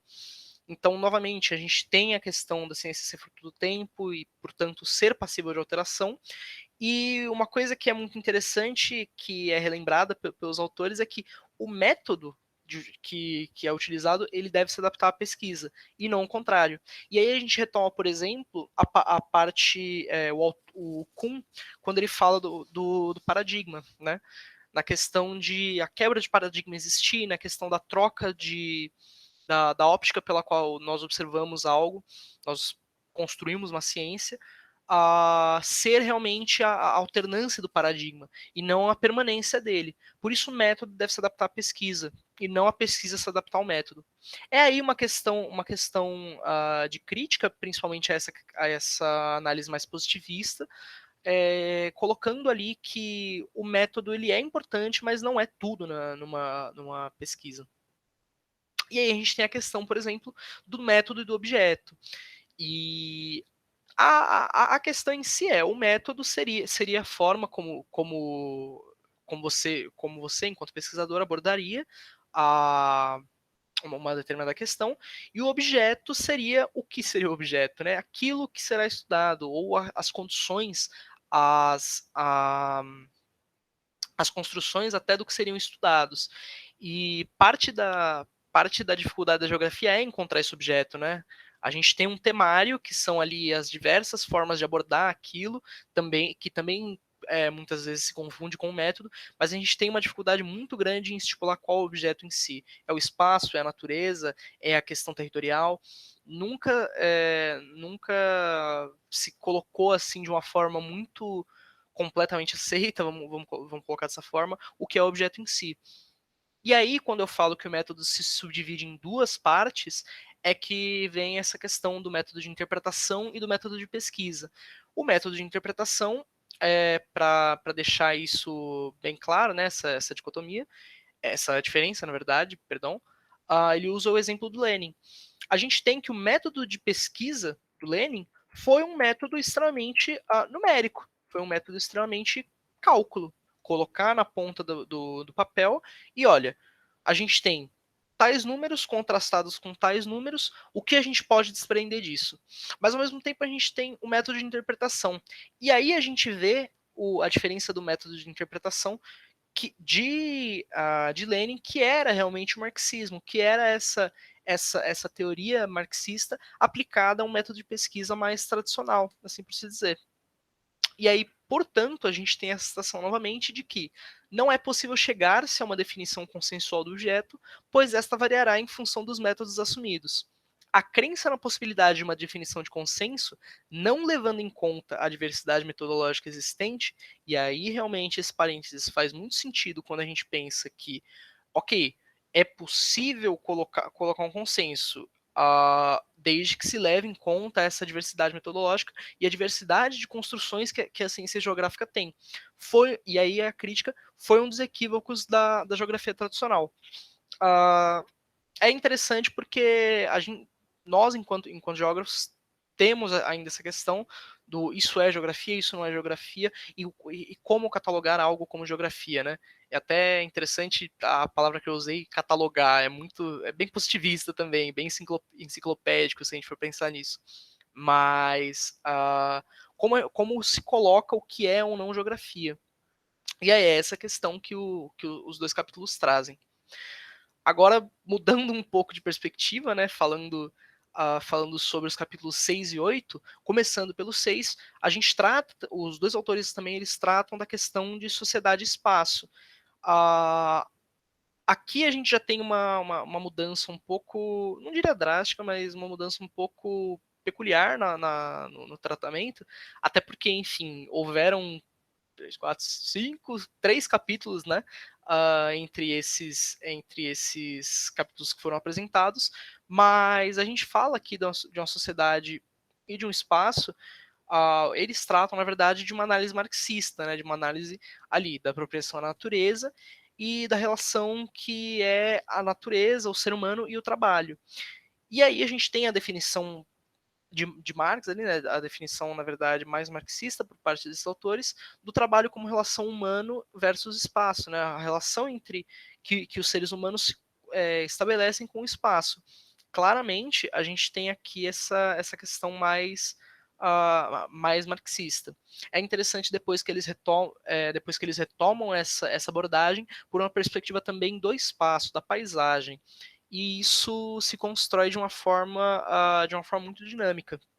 Então aí o que a gente tem é que nessa análise marxista o trabalho ele exige finalidade, planejamento e, portanto, uma consciência da ação. Uma coisa que é interessante é que eles colocam por que um animal não trabalha, porque um animal ele simplesmente sobrevive, ele simplesmente faz, né? Porque exige o trabalho ele exige a finalidade, ele exige o planejamento em si, e no caso a consciência dessa ação. E aí, portanto, o mecanismo que se utiliza para chegar nisso seria a tecnologia, seria aquilo que o ser humano consegue produzir, aquilo que o ser humano consegue desprender para chegar realmente nessa força que seria o trabalho. Concomitantemente, quer dizer, concomitantemente não. Posteriormente a essa abordagem, a gente tem também a questão do início da formação dos estados. E aí é interessante porque quando a gente fala de geografia, a gente tem essa relação com o espaço, a gente tem essa relação também com a sociedade, mas o que se coloca, né, ali como espaço, né, o que se coloca como realmente o agente agregador disso tudo. E aí é muito da questão que esse capítulo tenta trazer. O início da formação dos estados, ele é o início também de uma territorialização propriamente dita. Óbvio, existiam outras formas de territorialização, existia território pré-capitalismo não, mas pré-formação dos estados, existe sim a relação mais, vou colocar aqui como primitiva, até que a gente observa em animais, por exemplo, de ter aquela questão do meu território, seu território, e da defesa, entre aspas, desse território. Mas quando a gente coloca essa questão da formação dos estados e da territorialização, a gente tem uma questão ali que é, novamente, a diferenciação do que separa o ser humano de um animal qualquer, que é a questão do trabalho. Novamente, a gente tem o trabalho como prática, quer dizer, eles colocam o trabalho como prática pré-capitalista, e essa prática pré-capitalista, ela se altera conforme o capitalismo vai se formando, ela se altera conforme esse labor, né, esse trabalho, a labuta, ela vai se construindo e adquirindo nuances que previamente não tinha. Então a gente tem a questão ali muito da subsistência anteriormente, né, no início da formação dos estados, da subsistência, da questão de você sustentar o seu, da questão de você viver. E aí na questão, quando a gente passa a verificar, na verdade, a atuação mais forte do capitalismo, a gente tem essa questão do sobreviver, da gente ter que ter também um excedente, porque o paradigma, aí colocando de forma bem prepotente da minha parte, mas aí colocando um paradigma novo, o capitalismo ele introduz uma nova forma de se observar o mundo, uma nova forma de se projetar e, enfim, de se viver as relações. E aí outra citação que é interessante é: o fundamental, portanto, é que a nível das relações de trabalho, durante muitos séculos, predominou um quadro de reprodução simples, marcado pela fraca produção de excedente e pela pequena expressão de comércio para além dos limites locais. Isso significa que inexiste até o advento do capitalismo uma história global. Quando isso é colocado, a gente vê também uma questão que é muito interessante para a gente tratar da ciência geográfica também.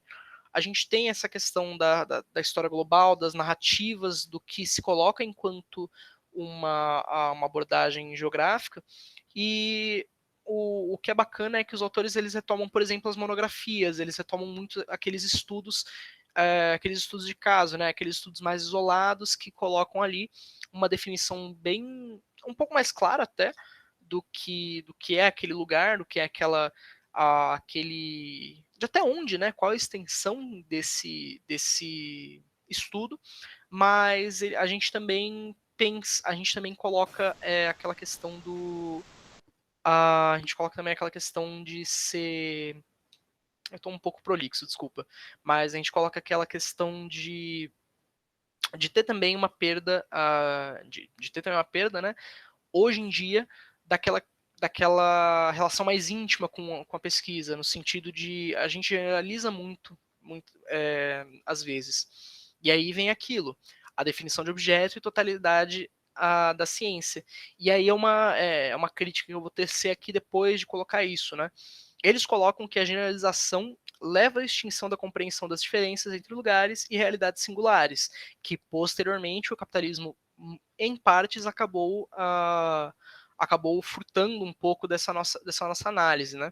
Mas eu sinto que é muito delicado falar dessa questão, porque à medida em que eu compreendo que a generalização leva a essa, não diria extinção, mas leva a esse apagamento muitas vezes, ainda é possível tratar dessa questão, um, dessa questão dos lugares, né, das realidades que se constroem de forma singular, mas também tendo em vista a análise capitalista, tendo em vista essa análise mais marxista também, dessa crítica ao capitalismo, porque a produção dos lugares, a produção do conhecimento científico, ela deve estar atrelada, sim, a uma questão mais, digamos, ela pode, na verdade, estar atrelada a uma questão mais marxista, mais crítica do capitalismo, mas ela também não necessariamente precisa se desprender dessa questão dos pequenos lugares, das realidades múltiplas que nós vemos na superfície terrestre, que nós observamos no cotidiano. E aí a gente tem novamente o questionamento dessa relação que se coloca nessas realidades singulares, de como elas se professam, de como elas se realizam, né? E se expõem, assim por se dizer, para o mundo, numa perspectiva também de crítica ao capitalismo. Aí, passando ali pro 8º capítulo, e aí aqui é onde eu falo que eu tento não ser muito prepotente de colocar que, olha, eu fiz uma análise muito a fundo do texto, mas, enfim, as sociedades ali, de acordo com os dois autores, elas reproduzem condições da existência delas, né? São novamente fruto do seu tempo. E essas condições, elas perpassam ali a relação com o espaço, tendo o trabalho como mediador, novamente retomando aquela questão do trabalho para Marx, e no caso para os autores também. E quando a gente introduz a variável do trabalho no processo capitalista, no processo de acumulação, que já não é mais primitivo, a gente tem aí a questão do processo da valorização. E o valor agregado naquilo, o valor que se coloca aqui, ele se separa na dicotomia entre o valor no espaço e o valor do espaço. Então a gente tem aquela questão, o valor do espaço é um valor construído, ele é um valor que ele pode ser muito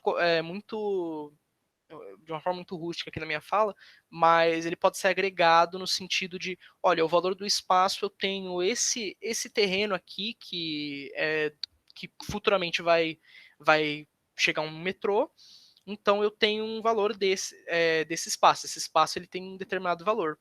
Mas, ao mesmo tempo, a gente tem a questão da valorização no espaço, que é a questão do que se coloca como o que existe naquele espaço, né? Daquela questão dos recursos e do como aquilo pode ser utilizado e flexibilizado para ser utilizado na abordagem por parte do ser humano. E aí a gente tem, finalmente, bastante coisa para abordar, enfim, mas a gente tem a questão ali que os dois autores colocam, tanto o Robert quanto o Vanderlei, do espaço como condição de existência do trabalho. Não existe trabalho sem espaço. O espaço, portanto, ele é uma variável ali, ele é uma temática, um objeto também, dependendo de como a gente observa, que no caso do mundo capitalista, no caso desse contexto de acumulação de capital, ele não se desvincula do trabalho. E aí também a gente tem a questão dessa acumulação e das complexidades que o trabalho traz, né? Das complexidades que o trabalho gera e do que o trabalho é também.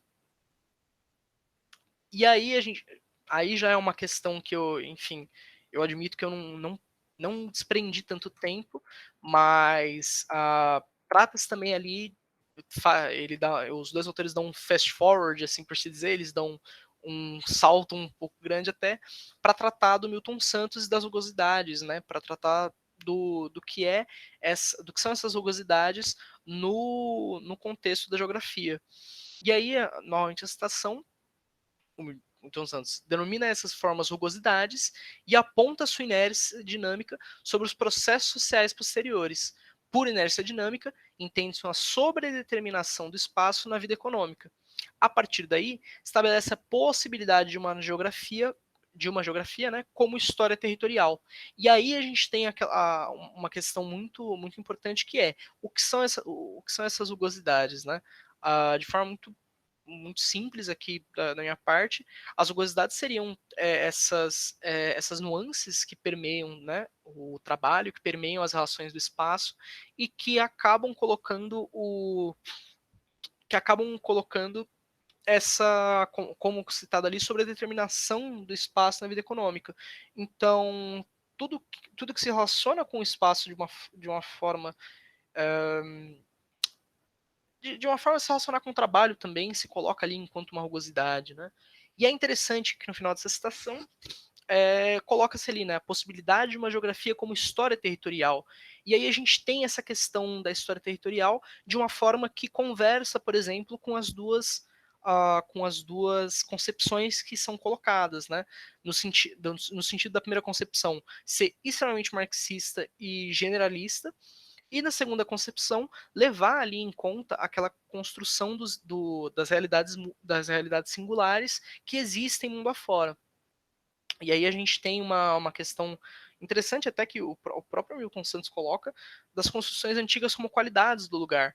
Novamente, aquela questão da valorização do espaço e da valorização no espaço, tendo em mente e tendo em vista a concepção do trabalho e colocando ali novamente o trabalho regendo a dinâmica social, regendo a dinâmica do que se constrói do que se constrói no observável, né, no que se constrói no espaço e na relação nas relações, na verdade, como os seres humanos professam esse trabalho. E aí, por fim, coloca-se ali a exploração capitalista meio não, inserida nessa questão da relação homem-meio, e se coloca também a espacialidade do valor, né, que seria esse espaço no processo de trabalho. Então, a gente tem aquela questão do trabalho no espaço e no espaço no processo do trabalho. É uma questão que eu sendo bem sincero, não consegui compreender tão bem no livro, mas, enfim, é um ponto importante que é colocado. E a gente tem também aquela questão do espaço como matéria finita, né? Da gente tratar também do capitalismo como essa força motriz exploradora, como essa força motriz que não leva em conta a questão do espaço. Existe uma ausência de respeito e uma ausência de consideração até do que é o espaço enquanto finito, do que é o espaço enquanto se coloca naturalmente. E aí essa ambição colocada pelo capitalismo, cristalizada ali na figura da busca do sempre mais e mais, da acumulação, ela conflita com o que é realmente a natureza, ela conflita com o que realmente é a compreensão do espaço. E, bom, essa é a apresentação num geral. Eu queria colocar, na verdade, que as críticas que eu coloquei aqui, as críticas que eles colocaram são pertinentes na minha visão, no sentido de que elas são importantes para a gente compreender um pouco do que se coloca novamente como essa ciência geográfica, do que se coloca novamente como essa, por exemplo, do que se coloca novamente como essa geografia, da gente desconstruir um pouco também essa visão do tradicional ser completamente obsoleto. E verificar também que buscar nos escritos extrageográficos não é necessariamente uma questão, um malefício para a geografia. Eu acho que essas são as questões que eu queria trazer para abordar em relação a esse texto, a esses excertos do texto, na verdade.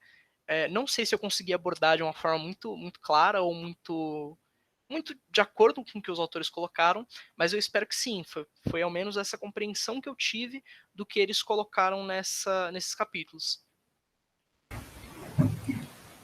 Oi, Augusto. Não, foi uma ótima exposição afinal também são trechos aí de um livro bastante importante para a geografia, e gostei muito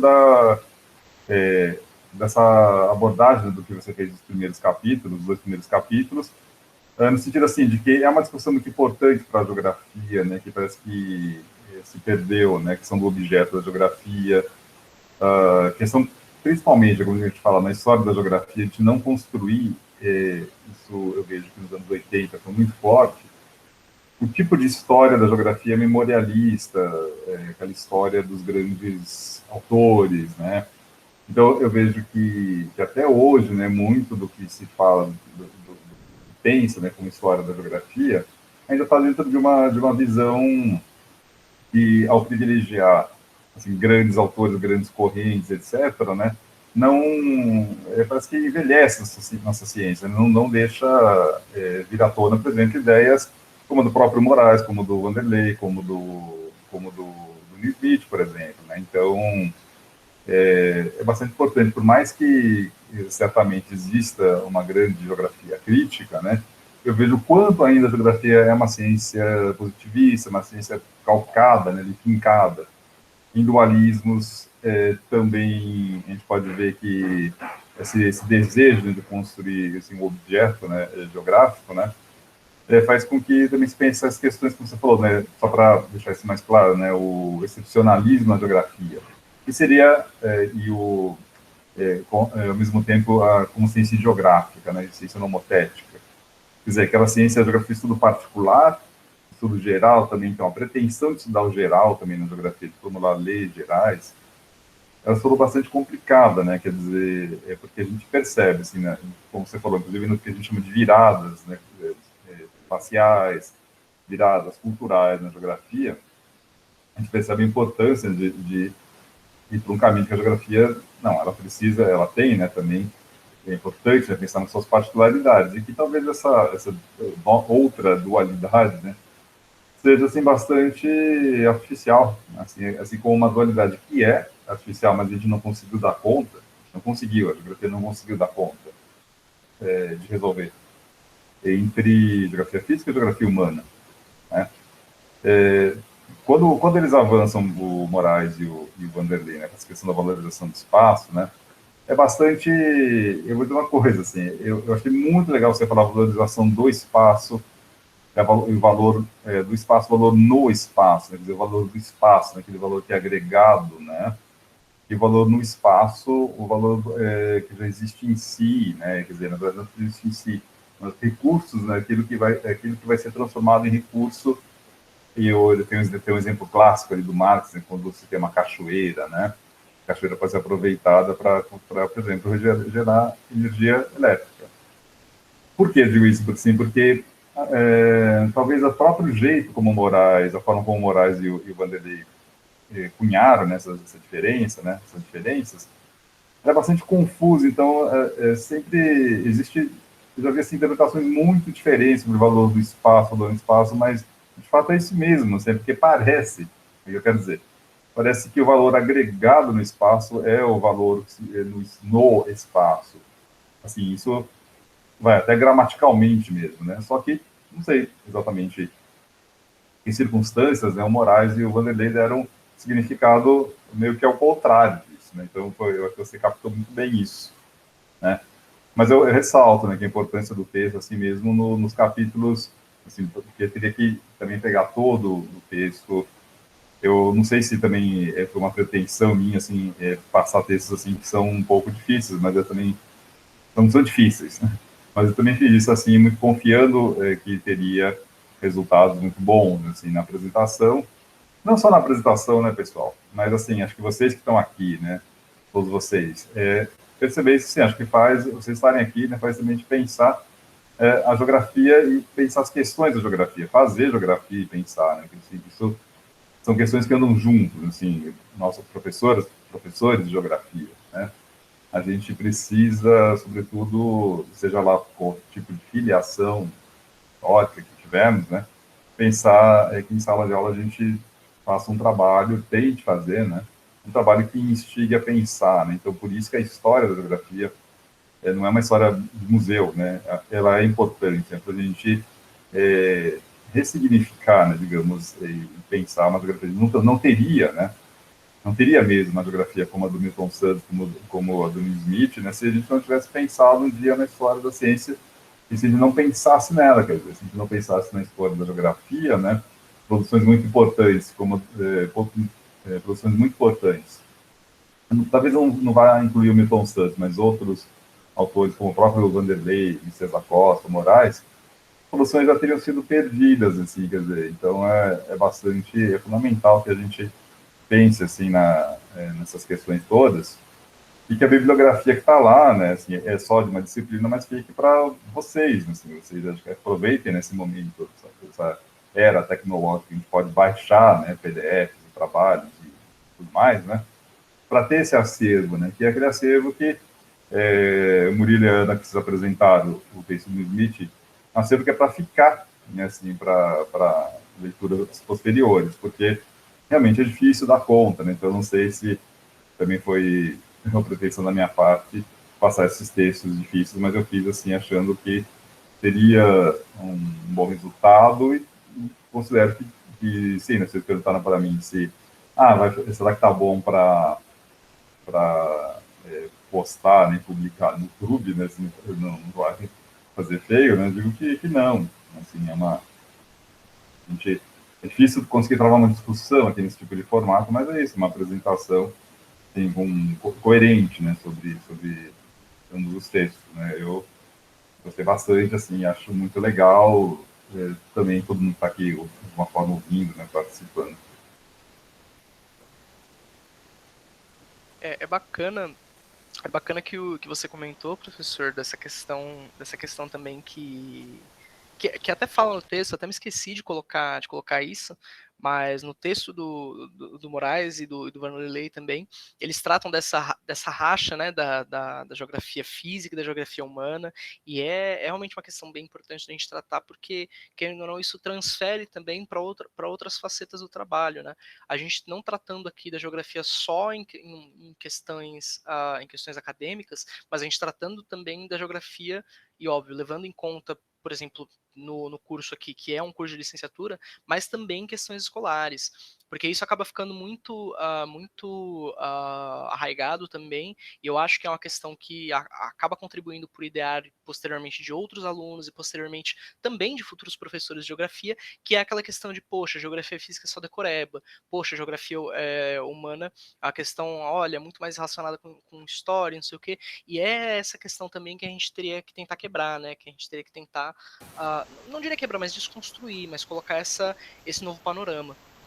Sim, exatamente, né, porque de uma forma a gente tem que trabalhar esse articulado, né, e acho que quanto mais a gente separa também, tem algo importante, né, assim, na sala de aula, pensando assim no ensino médio, a gente não vai separar, né, então também a gente tem que deixar, talvez seja isso, né, deixar também, no mínimo, deixar de perceber, de pensar a geografia física como uma decoreba, como uma espécie de continuidade, ou algo meio parecido, né, com, sei lá, com as geociências, e a geografia humana, algo ali meio perto da história, né, assim, essas interseções, né, isso, não, é a geografia, né, assim, a geografia com seus métodos, né, por isso que eu acho que o Moraes, o Tonico sempre fez muita questão disso, né, a questão do método